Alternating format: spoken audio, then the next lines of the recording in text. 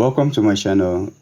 Today we're going to be talking about how to create a landing effect, a superhero landing effect in After Effects. This is very important for those who are still starting, those who are still beginning the VFX journey, and you are not there yet to start creating elements on your own in 3D, but you want to use stock elements or stock effects to give life to what you do. Actually, professionals also use stock elements to edit their videos and it comes out good.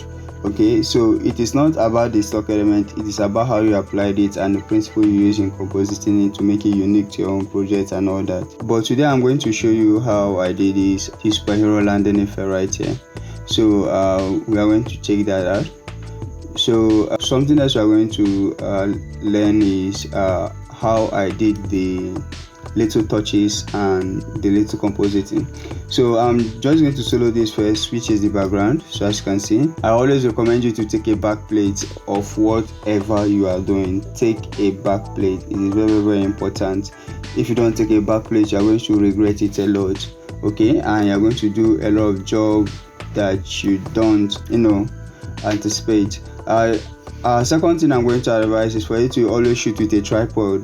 Anything you're shooting with effect, shoot it with a tripod, and you can add any other camera shake or any other live action that you think needs to be in the footage. You can add it manually in the editing software in After Effects or in Premiere Pro. So you can just check it online how to add camera movement and all that to your footage. It is very easy to get the tutorial out there. So the first is the car. Okay, so as you can see, maxed out this car in the real footage. If I should click, let me set this to fit immediately, sorry, so you can see it better. So I just press this to set it back. So let me just set it to fit. Now if you can see the car, if I should press M, so you can see that the max part, I added the max right here to the car. So and if I should click inverted, you will see the other character right here. So now I separated this car footage, and once I separated it is for a purpose, because as you can see my backplate is already covering up. Though another mistake I made during this project is that I did something, though it wasn't my fault entirely. I had a weather shift here, so you see it was bright here, but when the car comes in it is a little bit dark, so the weather betrayed me at this point. But this is not still hard to do, so you have to just find something effect to to grade it together to make it blend. So but sometimes it's hard to find this blend. Okay, so sometimes it's hard to find this blend because there will always be something different. So but you can also use Lumetric to match the grade. Okay, use Lumetric to match the grade. This is what I forgot to do during the project. I forgot to use Lumetric to match the grade. So you can do that. If you don't know how to do it in After Effects, search for a tutorial, or you go to Premiere Pro and use Lumetric under wheel and match, so you can do it and match. Then you won't have this blink right here, because this was a total turn off for me. At the end of the video editing, I thought the grade will cover all, but it didn't. So you have to do this on your own. So this is the second part of it. So this is the second part of the video. Now I landed here. So I landed here. I used rotoscope to do that work perfectly. So but I did a timing in the position how I flew. Mind you, this is a motion blur, so you can see selling the force actually. So I timed him when he landed actually, then I keyframed from that part, I keyframed it upward. So I show him landing down in the same position and continue the normal movement. So this is the trick I did here in the position. So you have to take that into consideration.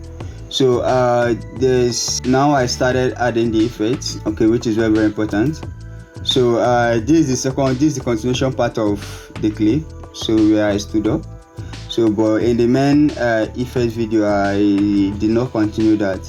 Now I added something first here, which is the ground brake. So this ground brake is naturally animated, so I just have to add it below my actor. So immediately he lands good. It spreads, okay, the ground break spreads. So as you can see, so there's something else I added here. If I should solo this, and that is, as you can see right here, that's actually the continuation of the ground break. So as you can see, my background keeps changing in weather tone.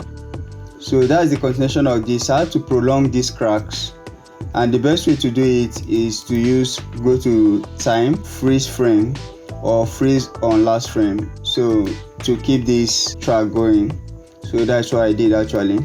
So when it comes to I have another effect I added here, which is the ground break.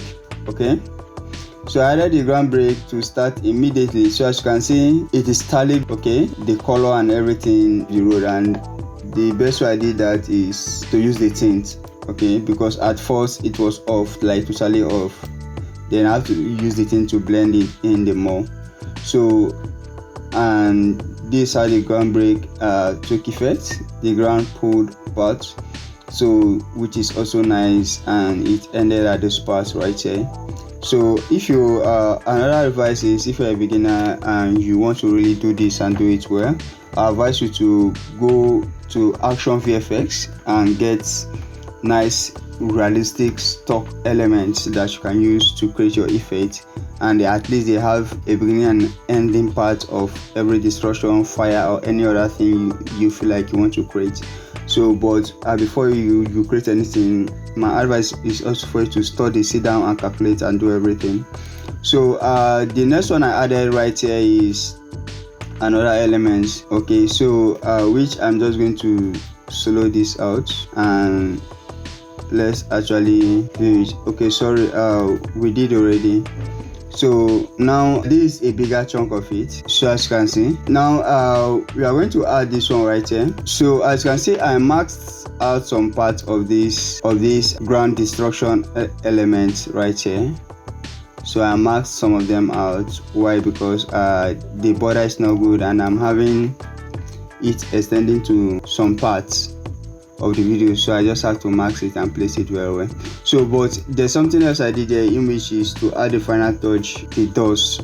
Okay, so there's no ground destruction without a dust or something else like that. So if you don't add it, that means you're not adding life to what you are doing. Okay, so the dust needs to be there. So how I did this is that I added the dust to be on top, because naturally when something destroys, the dust is always on top. Okay, and because it is debris and whatever fall down that created those dust, so it has to be on top. Don't layer it below, okay, it won't look realistic.